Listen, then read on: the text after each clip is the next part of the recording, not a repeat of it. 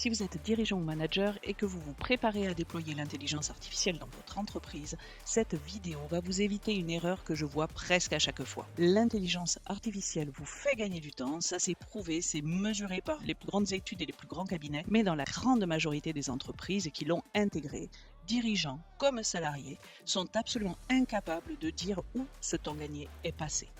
Le temps se volatilise dans les tâches qu'on s'invente, dans des petits plus qu'on offre sans les facturer, dans des tests et des découvertes qui ne rapportent absolument rien.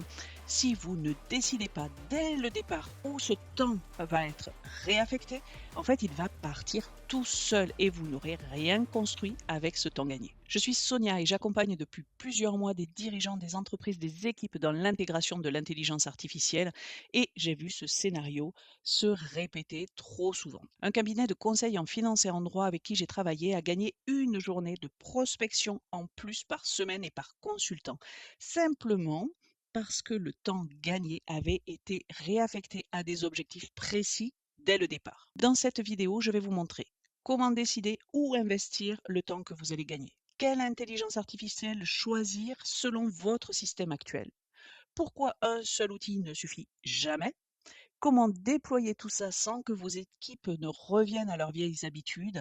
Et combien tout ça va vous coûter réellement? L'entreprise, c'est comme la nature, elle a horreur du vide. Dès que vous gagnez du temps grâce à l'intelligence artificielle, vous allez le réinvestir immédiatement et presque toujours sans vous en rendre compte. On fait un petit geste en plus pour un client qu'on ne va pas facturer.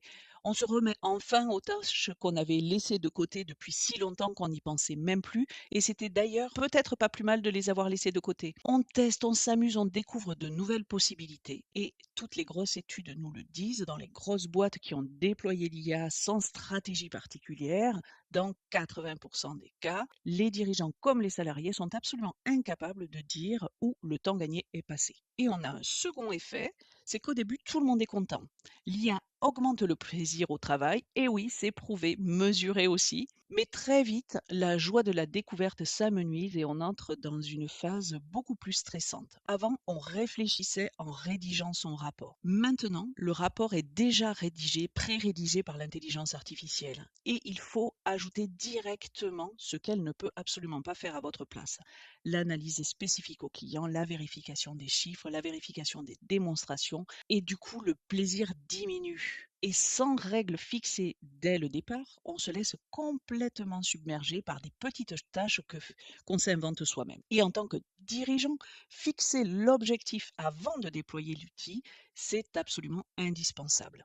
On gagne du temps pour aller chercher 3 nouveaux clients par mois ou pour développer une activité laissée de côté parce qu'on n'avait pas les ressources, pour arrêter les heures supplémentaires ou les dossiers du dimanche après-midi, pour se former à une compétence qui manquait cruellement. Des projets, vous en avez à n'en pas finir. Il n'y a que l'embarras du choix. Quand vous vous lancez, vous mesurez le temps que ça prend avant. Vous vérifiez qu'après l'intégration de l'intelligence artificielle, vous avez gagné au moins la moitié de ce temps de bout en bout. Et vous réaffectez clairement ce temps à quelque chose de profitable pour votre entreprise. Et si vous êtes dirigeant ou manager et que vous voulez qu'on prenne le temps de regarder votre situation ensemble et de l'adapter à votre entreprise, vous avez un lien vers un audit gratuit sous la vidéo. Passons à quelle IA choisir. Pour l'IA généraliste de base, le plus simple finalement, c'est de partir de votre messagerie actuelle. Oui, pourquoi? Parce que si vous travaillez sur Gmail, vous utilisez probablement la Google Workspace et avec elle, Gemini est déjà intégré. Si vous utilisez Outlook, basculez sur Copilot Business. Alors, pas la version grand public de Copilot, elle n'est pas à la hauteur pour un usage professionnel, soyons clairs. Donc, cette intelligence artificielle de base va absorber le tout venant, les emails, les résumés, les traductions, les comptes rendus. Et comme elle est directement liée à votre système, vous n'avez pas besoin de faire des copier-coller à n'en plus finir comme vous le faisiez avec ChatGPT. Vous aurez directement les liens vers votre boîte mail, vers votre agenda et vous aurez tous les agents qui sont déjà à votre disposition. Tout à l'heure, je vous donne le chiffre exact qui a convaincu un cabinet de recrutement de foncer, un budget qui tient sur un repas par jour et par personne pour gagner une journée de travail entière par semaine. Regardons déjà si une seule IA peut tout faire dans votre entreprise. Et c'est essentiel si vous voulez éviter d'investir dans le mauvais outil. Avant de voir si une seule IA peut tout faire dans votre entreprise, si ce que vous avez vu jusque-là vous aide déjà, pensez à me laisser un pouce bleu, ça m'aide énormément. Allez, on continue. Alors non, une seule IA ne suffit pas dans une entreprise. Il n'existe pas d'intelligence artificielle magique qui fait tout parfaitement. Les intelligences artificielles, les outils d'intelligence artificielle sont tous hyper puissants. Donc on ne cherche pas à avoir le meilleur pour avoir quelque chose qui soit magique partout.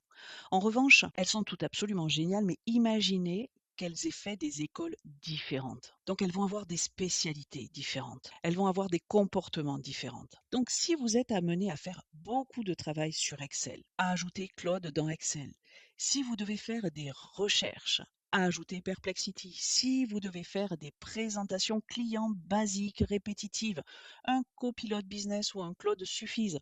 Mais si vous voulez aller plus loin, alors n'hésitez pas à investir dans un Gamma. Avec ces combinaisons, vous avez ce qu'il vous faut pour équiper votre entreprise. Passons à la mise en œuvre de votre projet d'intelligence artificielle. Un projet stratégique comme l'IA n'a absolument pas de date butoir imposée par la loi, un truc qui vous oblige absolument, qui oblige vos collaborateurs à l'utiliser.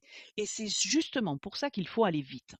Dans mes expériences précédentes, j'ai fait beaucoup de gestion du changement, notamment pour déployer des outils, et il y a une règle qui se révèle juste dans la quasi-totalité des cas. Un projet non dicté par une obligation légale doit être mis en place rapidement, sinon vos équipes trouvent toujours de très bonnes excuses pour continuer à travailler comme avant. Pourquoi? Parce que même si l'intelligence artificielle, c'est hyper facile à intégrer, hyper facile à utiliser, eh bien, ça demande un effort. Et vos équipes n'ont pas que ça à faire. Elles travaillent avec beaucoup de pression au quotidien et elles auront toujours tendance à revenir naturellement sur les façons de faire auxquelles elles sont habituées parce qu'elles vont très vite avec ces façons de faire-là. Et elles vont avoir du mal à faire l'investissement nécessaire pour changer leur mode de travail, même si ça va diviser leur temps de travail par 2 ou par 3. Donc avant de déployer, vous posez le cadre, une charte IA, vous prenez vos licences d'entreprise et vous travaillez la sécurité de vos données. Ensuite, vous déployez sur 3 mois pour que les équipes entrent dans un usage concret très rapidement. Avec un atelier de lancement qui va créer un effet waouh et donner envie d'utiliser ces outils. Et vous intégrez un suivi régulier qui les accompagne dans leurs usages au quotidien et dans leurs blocages. Le changement doit être à la fois rapide pour être effectif et accompagné pour être bien vécu par vos équipes et pour rester humain. Et appuyez-vous sur vos équipes, elles sont votre meilleur atout. Passons maintenant au nerf de la guerre, le budget. Votre panier moyen sera aux alentours des 50 euros par mois par personne, ce qui va vous faire une dépense annuelle de 850 euros par collaborateur maximum. À ce stade, je vous entends d'ici, vous allez me dire, mais c'est absolument énorme. Sauf que pour 850 euros par an, vous gagnez l'équivalent d'un jour de travail par semaine et par personne. Ça veut dire que si vous avez bien travaillé la réaffectation du temps gagné, c'est comme si vous ajoutiez à côté de chacun de vos salariés une capacité de travail équivalente à l'aide d'un intérimaire pendant 2 ou 3 mois par personne. Et tout ça, donc 2 ou 3 mois de travail additionnel par an, tout ça pour 250 euros, sans charge supplémentaire, sans difficulté de management supplémentaire. C'est tout bénef. Et aucun autre outil ne vous permet un tel gain de productivité. Avec un de mes clients, on a fait le calcul. L'intelligence artificielle lui a permis de gagner 25% du temps de travail de ses consultants.